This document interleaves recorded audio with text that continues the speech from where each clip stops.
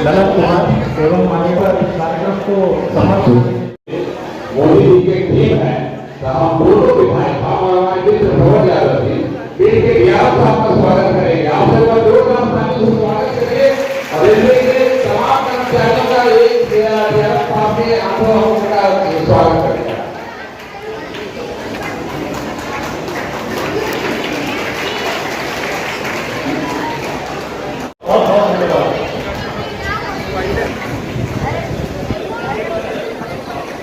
कार्यक्रम हुआ अमृत भारत स्टेशन में पीरपैंती के पुनर्विकास को लेकर प्रधानमंत्री जी ने वीडियो कॉन्फ्रेंसिंग से उद्घाटन किया। As a railway point of view कितना ये अहम दिन है पीरपैंती वासियों के लिए आपके हिसाब से, और रेल के दृष्टिकोण से जो विकास की गति और प्रगति की बात हो रही है लगातार, उस दिशा में क्या कहेंगे? देखिए, जैसे माननीय प्रधानमंत्री जी ने खुद कहा कि ये इन्वेस्टमेंट जो है अमृत भारत स्टेशन में, इसका मल्टीप्लायर इफेक्ट है। ये सिर्फ रेलवे स्टेशन की उन्नति नहीं है, इससे लिंक एक आदमी जो है इससे लाभान्वित है।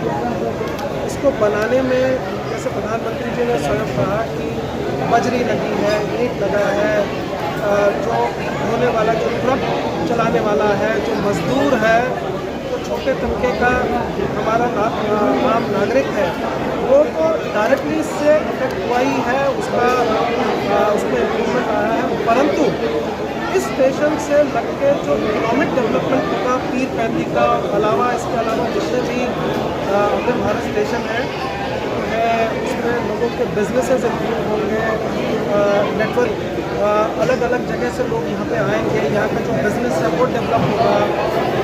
दिस इज़, हम लोग इसको इकोनॉमिक की भाषा में कहते हैं मल्टीप्लायर इफेक्ट। तो मल्टीप्लायर इफेक्ट से मुझे पूरी उम्मीद है कि ना सिर्फ पीरपैंती परंतु आसपास के जो यहाँ पे और भी अन्य क्षेत्र हैं उसका भी सार्वभौमिक रूप से विकास हो सके। सर, लगातार मांग उठ रही है क्योंकि अमृत भारत स्टेशन में पीरपैंती को शामिल किया गया, दैट मीन्स कि इसका इम्पोर्टेंस काफ़ी बढ़ गया है और पहले से भी था। लगातार मांग उठ रही है कुछ ट्रेनों के ठहराव को लेकर, ब्रह्मपुत्र मेल के बारे में लोग पूछ रहे हैं लोग मालदा पटना के बारे में। तो अब लगता है कि अमृत भारत स्टेशन में शामिल होने के बाद जिस तरीके से यहाँ पर इतना बड़ा प्रोजेक्ट रन कर रहा है, आप लोगों के हिसाब से इसमें जो है इस पर कब तक विचार किया जाएगा? सर देखिए, किसी भी स्टेशन को नई ट्रेन का संचालन या नई ट्रेन का ठहराव बहुत सारे चीज़ों को ध्यान में रख के किया जाता है।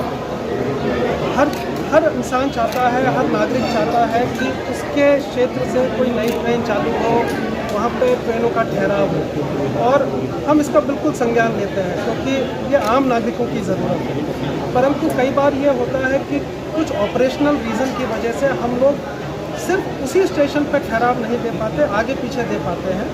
लेकिन क्योंकि आप लोगों ने ये रिक्वेस्ट की है और सब लोगों ने यहाँ पे है, तो हम ज़रूर ये बात जो है इसको स्टडी करेंगे, इसकी फिजिबिलिटी देखेंगे, बहुत ऑपरेशनल पॉइंट ऑफ व्यू से, कमर्शियल पॉइंट ऑफ व्यू से, और जहाँ तक संभव हो सकेगा, जिन ट्रेनों का ठहराव संभव हो सकेगा, हम जरूर करेंगे। सर, इस रूट की एक महत्वपूर्ण ट्रेन हुआ करती थी सियालदा वाराणसी, और कोरोना काल से ही बंद है और फिर कभी चालू नहीं हुई, तो क्या फिर रेलवे उसको चालू करने जा रही है? देखिए, कोरोना काल में न सिर्फ पीरपैंती परंतु बहुत सारे अन्य स्टेशनों पर बहुत सारी ट्रेनों का जो ठहराव है वो बंद कर दिया गया था, बहुत सारी ट्रेनें भी बंद हो गई थी, और जैसे जैसे इम्प्रूवमेंट हो रहा है वैसे वैसे कुछ स्टेशनों पर हम फिर से ठहराव दे रहे हैं। तो मैं आपको ये नहीं कह सकता कि ये कल ही हो जाएगा या कोई टाइम फ्रेम नहीं दे सकता, परंतु उस पर रेल मंत्रालय, पूर्व रेलवे, हमारा डिवीज़न, ये सब तत्परता से उस पर कार्य करा। जब भी फिजिबिलिटी होती है हम उस पर कार्य करें। सर, गोड्डा पैसेंजर ट्रेन में सर काफी गोड्डा की जो लाइन जुट रही है पीरपैंती से,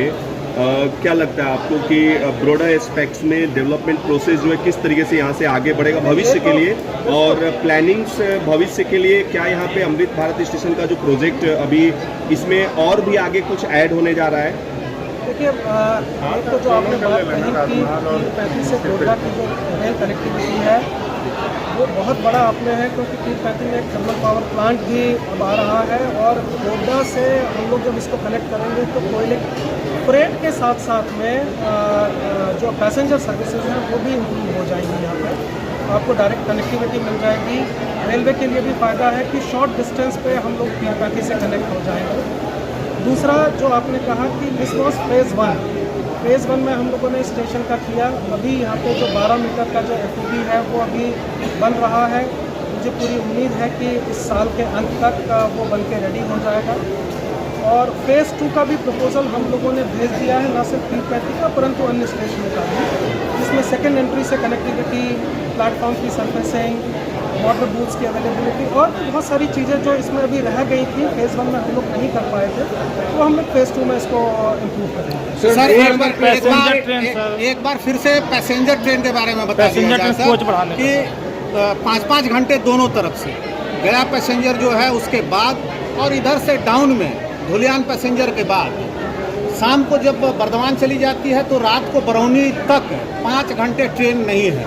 तो इसका जो आपने अभी कहा कि हम प्रयास कर रहे हैं, कब तक उम्मीद करें आम लोग? देखिए इससे बड़े जो पैसेंजर हैं मतलब बड़े बड़े ट्रेनों में चल रहे हैं, इससे आम लोगों की परेशानी कब दूर हो?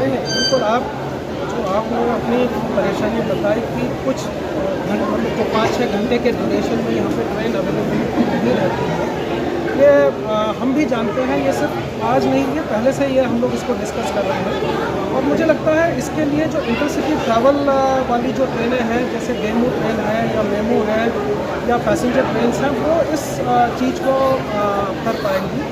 अभी हम लोग इसमें एक चीज़ देख रहे हैं कि हमारे पास में कुछ रेट्स अभी अवेलेबल हुए हैं, क्योंकि पहले बीच में TOD स्पेशल चल रही थी। अगर फिजिबिलिटी बनेगी तो हम लोग इस बीच में कुछ ट्रेनें चलाने का प्रयास करेंगे, परंतु उसमें एक चीज़ और हम लोगों को देखना है कि रेलवे के रखरखाव के लिए एक कॉरिडोर ब्लॉक होता है जो हम हर दिन ट्रैक्स का मेंटेनेंस करने के लिए यूज़ करते हैं, ट्रैक सिग्नलिंग, ऊपर का OHE।